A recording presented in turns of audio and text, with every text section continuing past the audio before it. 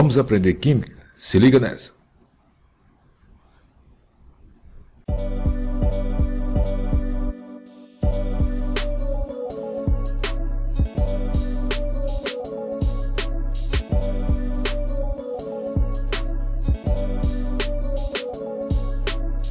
Aqui nós temos dois átomos, o átomo de sódio e o átomo de cloro, ok?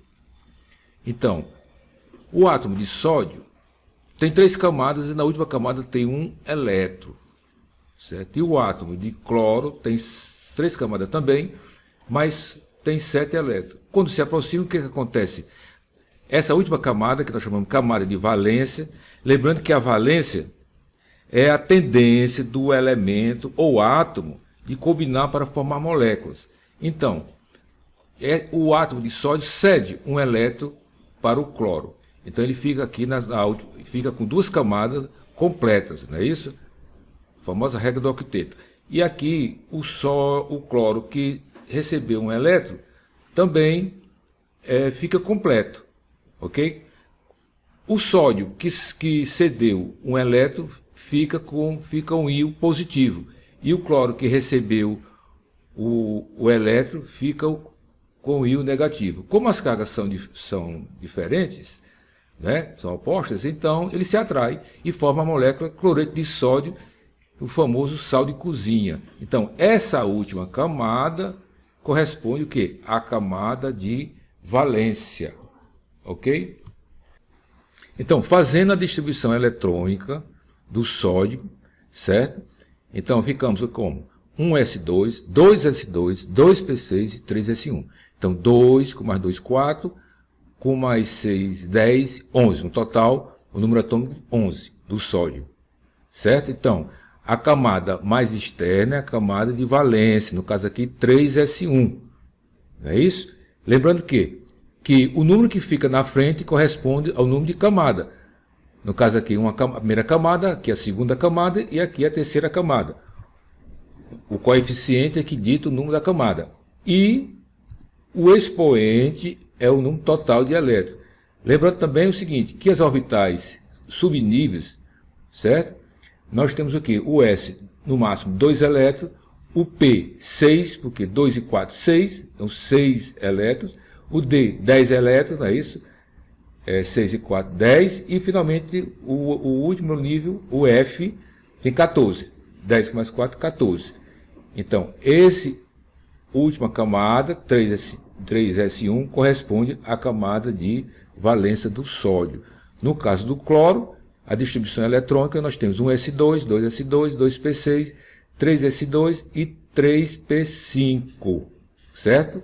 Então, qual é a camada de valência? 3s2, 3p5, um total de 7 elétrons, ok? Muito bem. Então, um exemplo aqui, o nitrogênio, número atômico 7.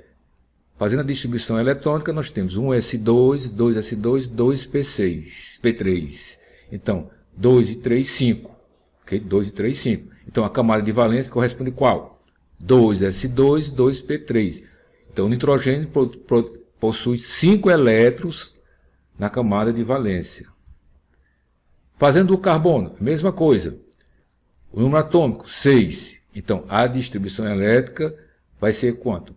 2s2, 1s2, 2s2, 2p2.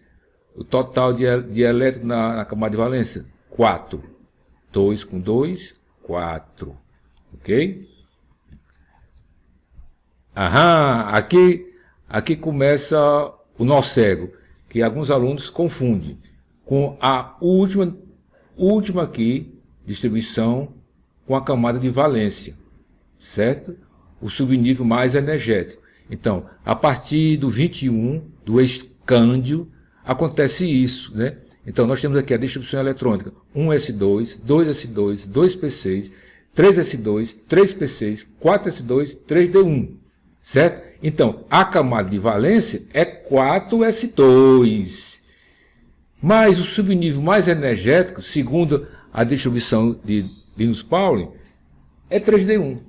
Então, 3d1 é o subnível mais energético. E a camada de valência? 4s2, certo? Lembrando que o diagrama de Pauli, Linus-Pauling, segue a ordem crescente de energia. Então, o que fica mais energético qual é? É o 3D1. Ok? Qual a camada de valência do ferro? Então, o número atômico do ferro, 26. Vamos contar? 2, com 2, 4, com 6, 10, 12, 18, 20, 26. O total dos orbitais dos subníveis tem que dar igual ao número atômico, não é isso? Então, a camada de valência vai ser qual? 4s2. E o subnível mais energético? 3d6. Certo? Ninguém vai ter mais dúvida. Espero ter removido a dificuldade de alguns alunos entre a diferença, saber a diferença entre a valência e o subnível mais energético. Certo? Uma pergunta: qual o elétron mais energético?